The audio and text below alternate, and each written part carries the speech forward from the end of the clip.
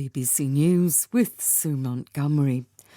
A court in France has found the only survivor of the group that carried out the 2015 Islamist attacks in Paris guilty of terrorism and murder. Salah Abdeslam has been sentenced to a full life term in prison. Of the other 19 men standing trial with him, all but one were found guilty of involvement in the attacks, which left 130 people dead. Lisa Lewis is a journalist based in Paris who's been following the trial. The head of the court decided to hand down very severe verdicts for a lot of them. Some of them, the court seemed to believe that these people, they may have known what might be to come, but they were not that deeply implicated to get a life sentence or even 10 or 20 years in prison. So there were a few people who got less than 10 years in prison. The American singer R. Kelly has been sentenced to 30 years in jail after a trial in which he was found to have used his fame to sexually abuse women and teenage girls. He trafficked women between US states, assisted by members of his entourage over the course of 2 decades. R. Kelly's lawyers say he'll appeal against the sentence. Lisette Martinez was among those who testified against the Grammy-nominated performer.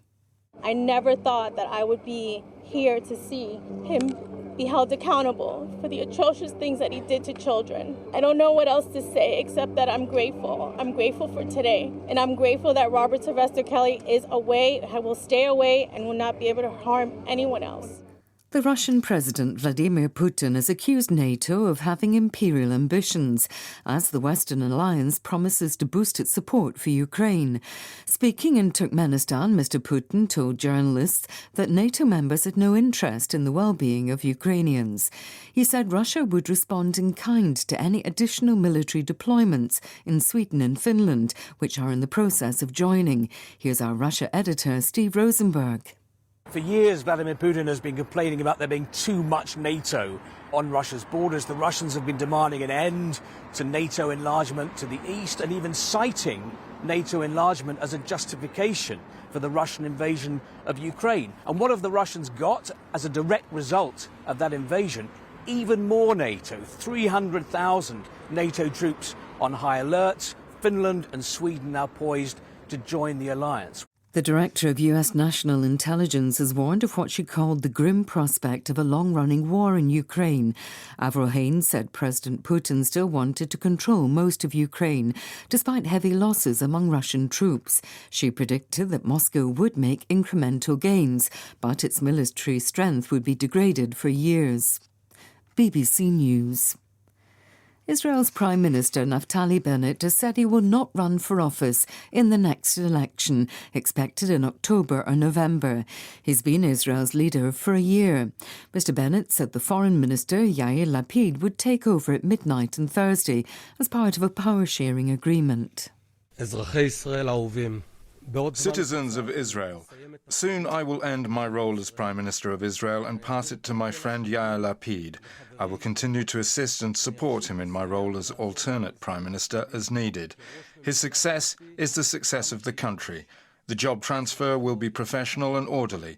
The good of the state, and its good only, appears before my eyes, as it has been, and so it will stay.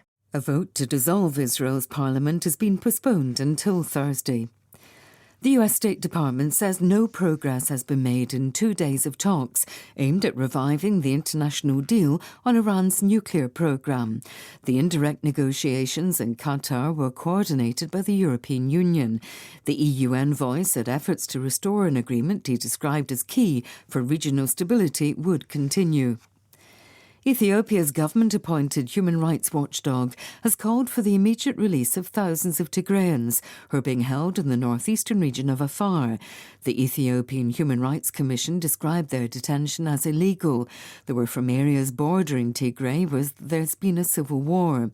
The government says the detainees are being held for their own safety. Scientists at the UN Ocean Conference in Portugal say nearly a quarter of the planet's seabed has now been mapped to a high standard. In the past year alone, information on an area about the size of Europe has been added to sea charts. Scientists hope all the ocean floor can be charted by the end of the decade. BBC News.